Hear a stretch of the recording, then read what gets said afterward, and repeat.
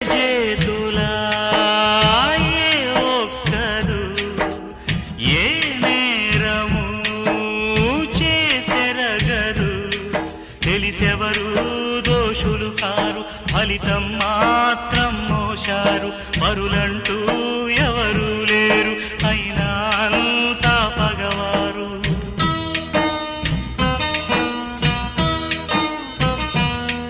ఇకనైనా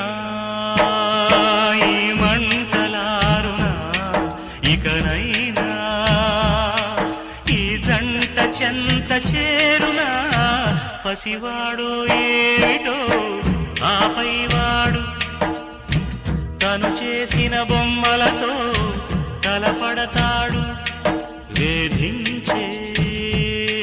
పంతాలు